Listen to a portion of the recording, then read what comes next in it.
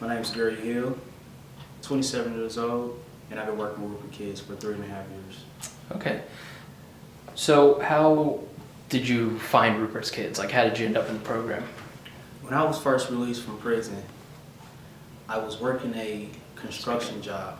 When I was first released from prison, I was working a construction job.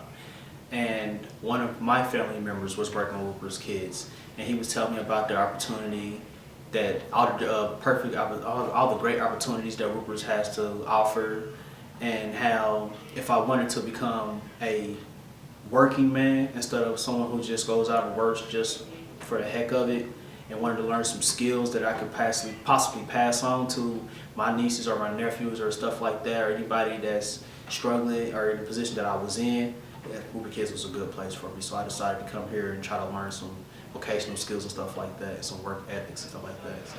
Can you start at the beginning? I mean, what was your childhood like? My childhood was very uneducated. And what I mean by very uneducated is I was never taught the correct ways of survival.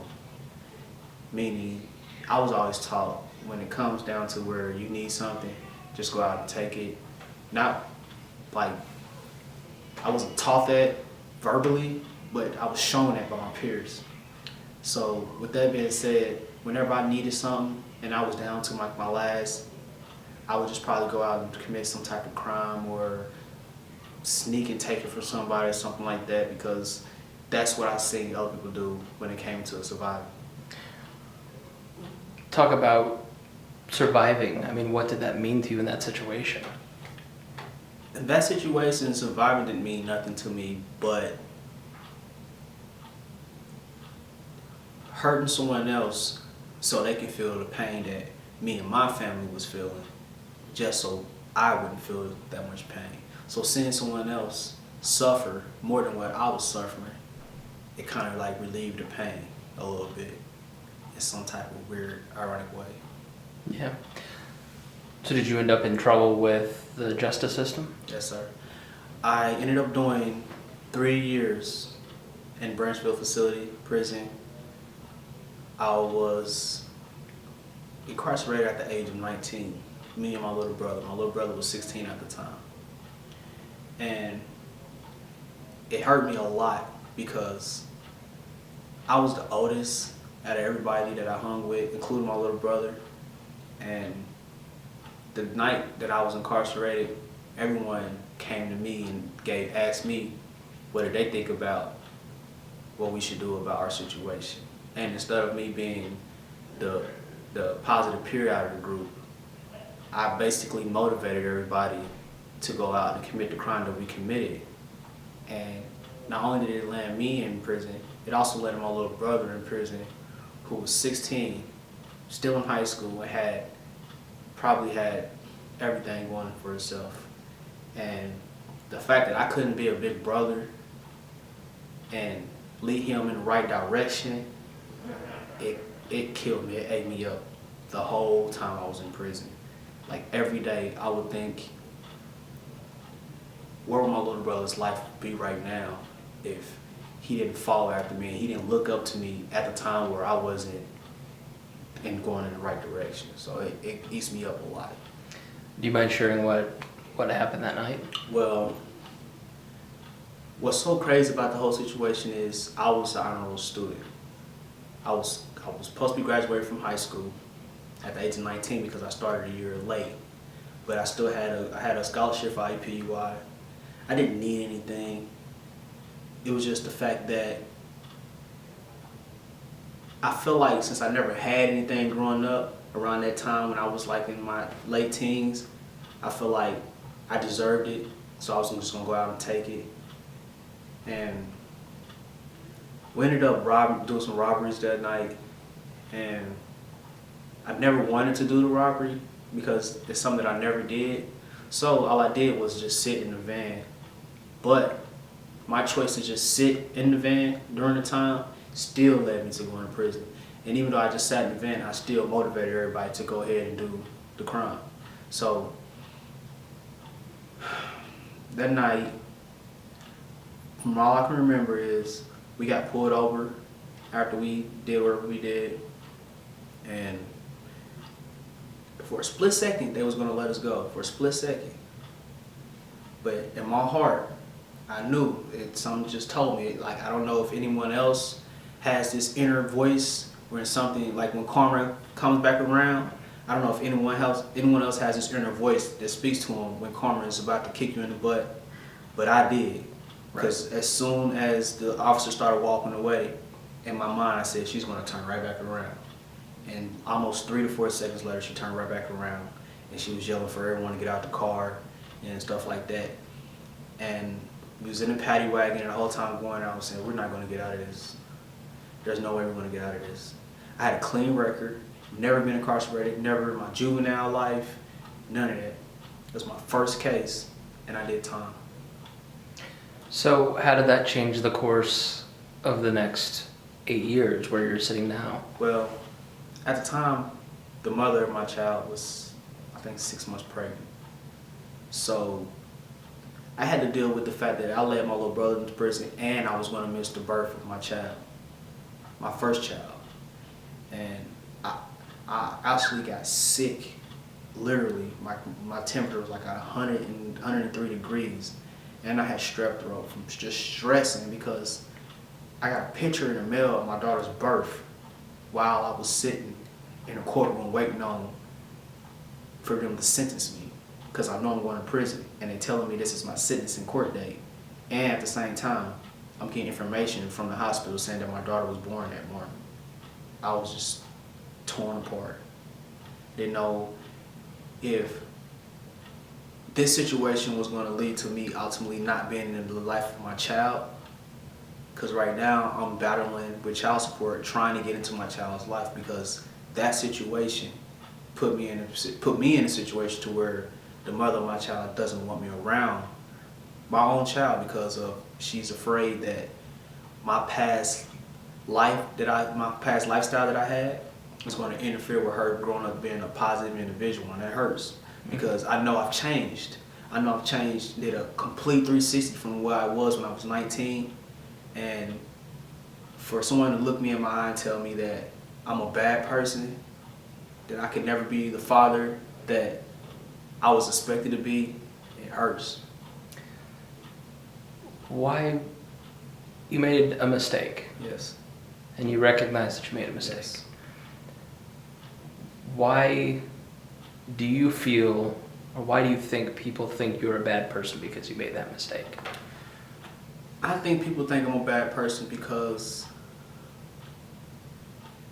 once I was released from prison, I was on the right track.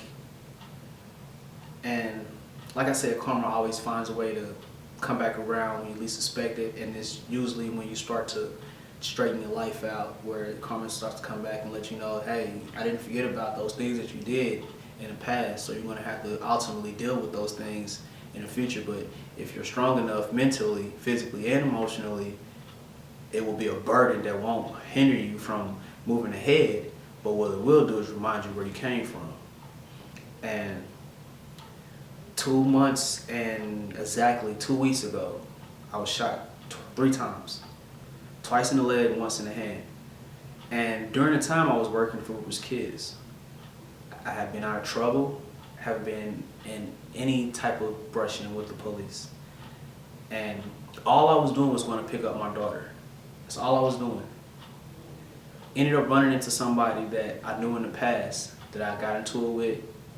And once he saw my face, that I could see the anger just boiling from his face, and he just pulled out a pistol and started shooting at me. I had to leave Rupert Kids for 2 months for rehabilitation. During that time, I was struggling. I couldn't feed myself. I don't have help from the government. I could barely take care of my daughters. Didn't know what I was going to do. Rupert came through and he blessed me. He told me to come back to Rupert's Kids once I was completely healed. He gave me an advance to help me take care of my bills. He paid me daily instead of paying me hourly because he knew my situation. I didn't have nowhere to live because I lost my apartment, because I wasn't working, I couldn't pay my bills, lost my transportation. I was at rock bottom again. And he pulled me right back in here and told me, you're a survivor. So don't worry about anything. You just get in here, you focus, and I'm gonna pull you out of that situation. It's been 2 months since that situation. Not only am I out of the situation, I am like almost 10, maybe 20 steps ahead of where I was in my life in the past and now. Like I'm ultimately right now in my life, I can do things that I've never been able to do. Like pay off a bank card that I overdraft, or even opening up a bank account.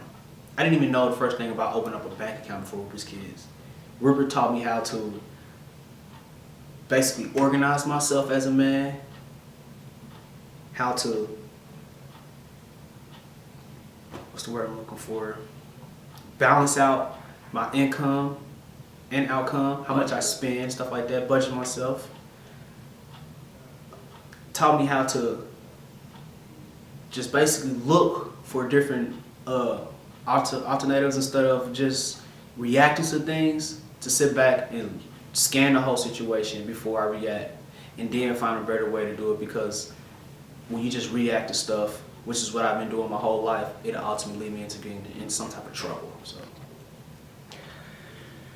So talk about the difference of surviving as a kid, surviving before you made that mistake, and surviving now. I mean, what is the mental difference, the emotional difference that takes place in your life? The emotional difference is due to my lack of education of surviving when I was younger.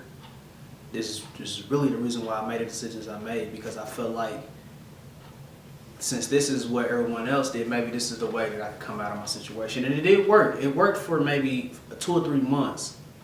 But ultimately when I got caught, I realized it wasn't worth it. Now, working with Rupert, it's so different, man. Like,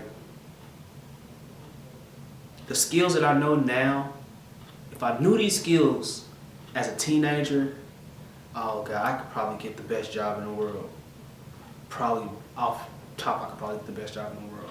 But now that I have skills like landscaping, carpentry, renovation, tree removal, these are all skills that I can pass down to my nephews, to my son, if I have one in the future, to any other young man that's coming through the program or just out and about that wants to learn something. These are skills that I can teach someone else so they won't have to think that, oh man, in order for us to get money, we have to go out here and sell some drugs.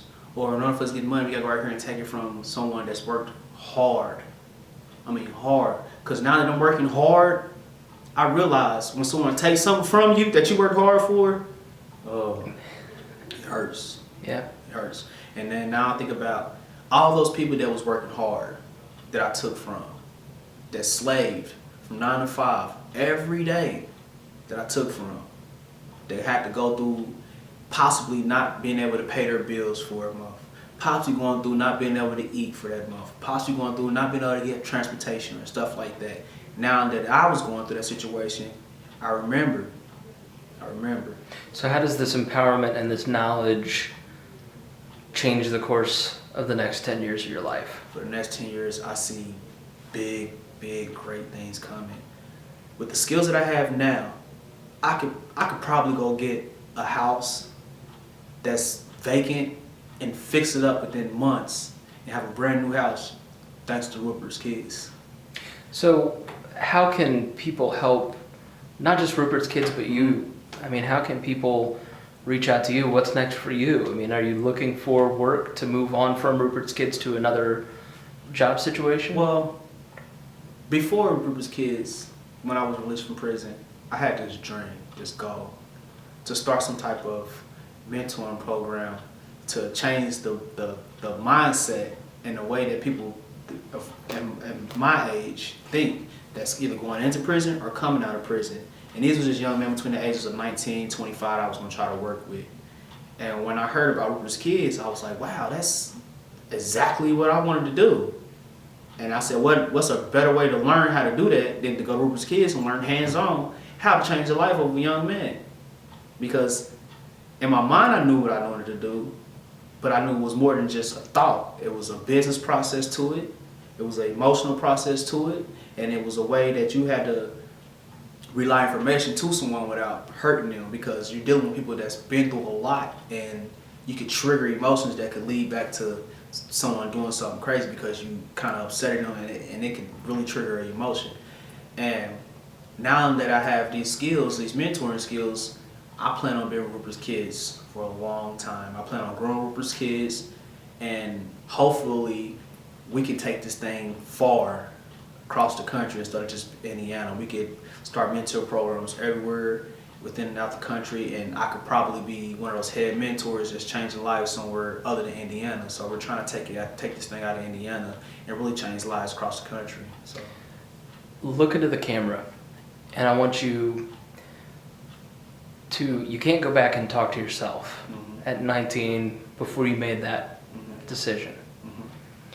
But talk to the person who was in your situation. Give them advice for what they can do differently. if you out there and in your mind,